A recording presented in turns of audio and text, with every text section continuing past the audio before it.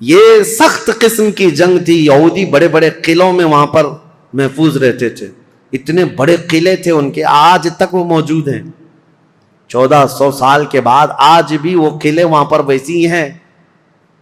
ان یہودیوں کی پناہ گاہ تھی, اس میں بیٹھ کر کے حملے کرتے تھے, اور ان کا یقین تھا یہ کہ ان قلعوں کو کوئی عبور نہیں کر سکتا. جب صحابہ وہاں پہنچے تھے, یہودیوں کی حالت خراب تھی, اور ان کے ہاں ایک مرحب نامی شخص تھا جس کا دعویٰ تھا وہ 1000 آدمیوں سے اکیلا لڑ سکتا ہے, 1000 انسانوں سے اکیلا لڑ سکتا ہے. خیبر میں چھوٹی چھوٹی جنگیں ہوئی, وہاں کے جتنے قلعے تھے وہ صحابہ جب فتح کرنے لگ گئے تو آخری جو ان کا قلعہ تھا مرحب, جس کے انتظام پر لگا رہتا تھا, یہودیوں نے اس کو اتارا تھا مرحب کو, کہ اب آخر میں اب تمہاری باری ہے, اگر تم نہیں بچا پائے ان مسلمانوں سے تو ہمیں کوئی نہیں بچا پائے گا. مرحب مسلمانوں سے جنگ کرنے کو اپنی توہین سمجھتا تھا کہ یہ چھوٹے بادیہ نشین لوگ ہیں, کھجور کھا کر زندگی گزارتے ہیں, پیبند لگے کپڑے پہنتے ہیں, ان کے پیروں میں چپل تک نہیں ہوتی, یہ ہم سے جنگ کرنے آئے ہیں. بڑے تحقیر سے حقارت سے دیکھا کرتا. لیکن اب حالات ایسے تھے کہ یہ پورے مسلمان گردنوں پر سوار ہو کر کھڑے تھے, اب تو ڈیفنس کرنا ہی تھا.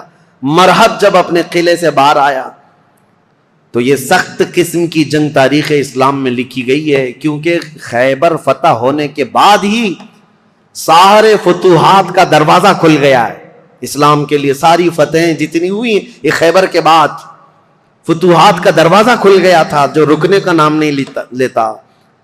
تو جیسے ہی مرحب سامنے آیا تو اس نے پکار کر کے یہ کہا شعر پڑھتے ہوئے کہ تمہیں پتا ہے کہ خیبر پورا مجھے پہچانتا ہے, یہاں کے در و دیوار سے پوچھو کہ مرحب کس کا نام ہے.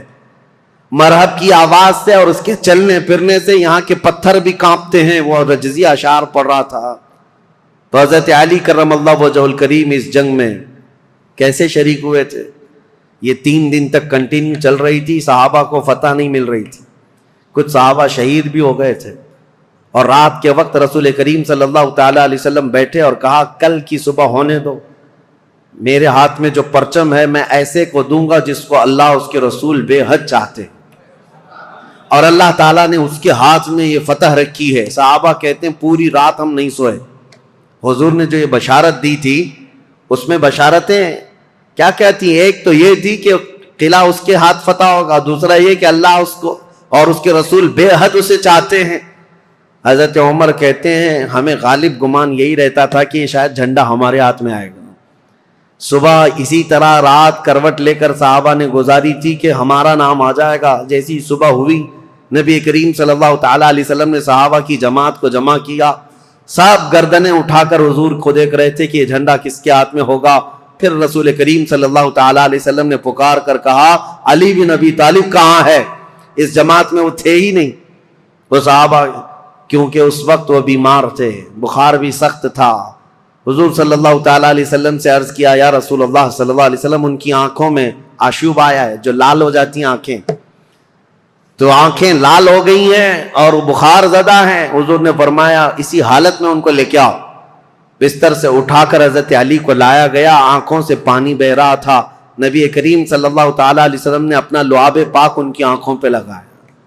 حضرت علی کہتے ہیں میری آنکھیں اخیر زمانے تک اتنی تیز نظر آتے تھا جس کا کوئی اندازہ نہیں کر سکتا.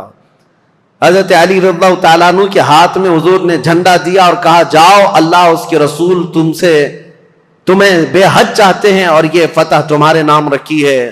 سارے صحابہ کہتے ہیں حضرت علی کو دیکھ کر ہم رشک کرتے تھے کہ کیا مقام پایا علی بن ابی طالب نے. اس وقت ان کی جوانی کا ہی وقت تھا, اور جب وہ جھنڈا ہاتھ میں لے کر کے آئے تھے یہ مقابلہ مرحب سے ہونا تھا, جو 1000 انسانوں سے تنہا لڑ سکتا تھا, اکیلا لڑنے کی طاقت رکھتا. جب وہ رجزی اشعار پڑھ رہا تھا, جانتے ہو قلعوں کی دیواروں سے پوچھو مرحب کس کا نام ہے, یہاں کے پتھر میرے چلنے پھرنے سے کانپ جایا کرتے ہیں. پھر حضرت علی آگے آئے, پوچھا مرحب نے تم کون ہو؟ حضرت علی نے کہا انا الذی سمتنی امی حیدرا, میں وہ ہوں کہ میری ماں نے میرا نام حیدر رکھا ہے. حیدر کا مطلب جانتے ہو؟ حیدر کا مطلب جنگل میں گھنے جنگلات میں اپنے پیر پھیلائے ہوئے نہایت ہی سخت قسم کا چہرہ لے کر کے بھوکا پلٹوار کرنے والا وہ شیر ببر جس کو دیکھ کر کے پورے جنگل میں ہیبت طاری ہوتی ہے، اس کو عربی میں حیدر کہا جاتا ہے۔ حضرت علی کہتے ہیں، عربی جاننے والے سمجھ سکتے تھے، انہوں نے رجزی اشعار میں حضرت علی نے صرف اتنا کہا، انا الذی سمتنی امی حیدرا، میں تو وہ ہوں کہ میری ماں نے میرا نام حیدر رکھا ہے۔ مرحب نے کہا، تجھ جیسے چھوٹے لڑکے سے میں مقابلہ کرنے کو اپنی توہین سمجھتا ہوں، میں توہین سمجھتا ہوں۔ حضرت علی نے کہا، رسول کریم صلی اللہ تعالی علیہ وسلم کی جماعت سے ہوں، پہلے مجھ سے مقابلہ کر لو، بعد میں بڑے تمہارے مقابل میں آ جائیں گے۔ جب مرحب اترا حضرت علی کرم اللہ وجہ الکریم کے مقابلے میں، تاریخ آج بھی گواہ ہے، اس کے لوہے کی ٹوپی، اس کا لوہے کا لباس اتنا مہنگا ہوا کرتا تھا، اور وہ تلوار لہراتے ہوئے آیا، اور پہلی تلوار اتنی تیز مارا تھا کہ حضرت علی رضی اللہ تعالیٰ عنہ پر وار جو ہوا، حضرت علی رضی اللہ تعالیٰ عنہ نے اس کے وار کی چمک کو دیکھا، اور جنگ کے میدان میں جو تلوار کی چمک تھی، لوگ دیکھ کر کے حیران تھے، اتنی تیز وہ تلوار چلاتا تھا۔ تو صحابہ کہتے ہیں ہمیں خوف ہو گیا، ڈر ہو گیا کہ علی بن ابی طالب گھوڑے پر ہے، ایک ہی وار اس نے ایسا کیا ہے کہ اس کی آواز فضا میں گونج رہی ہے، علی کا کیا ہوگا؟ حضرت علی رضی اللہ تعالیٰ عنہ بالکل بے خوف تھے۔ اللہ کے شیروں کو آتی نہیں روباہی، اللہ کا جو شیر ہوتا ہے وہ لومڑی کبھی بنی نہیں سکتا۔ مولا کائنات علی بن ابی طالب نے اس کے 2 وار کے بعد اپنا جو پہلا وار مارا، صحابہ کہتے ہیں حضرت علی کی 2 دھاری تلوار تھی، مرحب کے سر پر لگی اور اس کے لوہے کی ٹوپی کو کاٹتے ہوئے مرحب کے سینے تک آ گئی، ایک ہی وار میں مرحب کو زمین پر ٹھنڈا کر دیا تھا۔ فاتح خیبر حضرت علی رضی اللہ تعالیٰ عنہ ایک ہی وار میں مرحب کو ٹھنڈا کیا، اور اس کے بعد اسی کے اشعار حضرت علی نے پڑھ کر لوگوں کو سنایا، اے لوگوں سنو، یہ جو ٹھنڈا ہوا ہے جسم، یہ وہی ہے جس کی چلنے پھرنے کی آواز پتھر سنا کرتے تھے، دیوار سنا کرتے تھے۔ اب اس خیبر کے قلعے کے در و دیوار بھی جانیں گے کہ جس سے وہ ہیبت کھاتے تھے، اس کو زمین پر کس نے مار گرایا۔ پھر حضرت علی نے کہا، اے یہودیوں، آج کے بعد سے خیبر کے ہر قلعے سے آواز آئے گی کہ کوئی آیا تھا جس کا نام اس کی ماں نے حیدر رکھا تھا۔ عزیزان گرامی، یہ تاریخ کی سچائیاں اس لیے میں عرض کر رہا ہوں۔ مولا علی بن ابی طالب کرم اللہ وجہ الکریم، اس جنگ میں صحابہ کی روایت ہے، ابن عساکر کی روایت یہ ہے کہ حضرت علی بڑھتے گئے اس قلعے کے پھاٹک کو توڑ دیا تھا، جو دروازہ ہوا کرتا تھا۔ صحابہ کہتے ہیں حضرت علی نے ایسے اس کو اکھاڑ دیا تھا، اور وہ دروازہ ایک ہاتھ میں لے کر اس کو ڈھال بنا کر لڑتے رہے۔ جب کبھی سامنے سے کوئی تیر آتا یا تلوار آتی تو یہ دروازے کو ڈھال بنا کر کے لڑتے تھے۔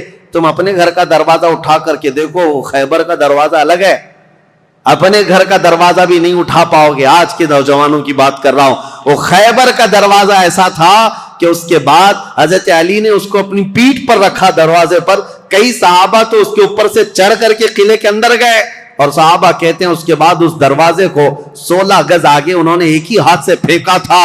رسول کریم صلی اللہ تعالی علیہ وسلم کا فرمان ہوا اس دروازے کو راستے سے ہٹایا جائے۔ صحابہ کہتے ہیں ہم 40 لوگ مل کر نہیں اٹھا پا رہے تھے، اور علی بن ابی طالب تنہا ایک ہاتھ سے اٹھا کر اس کو پھینک چکے تھے۔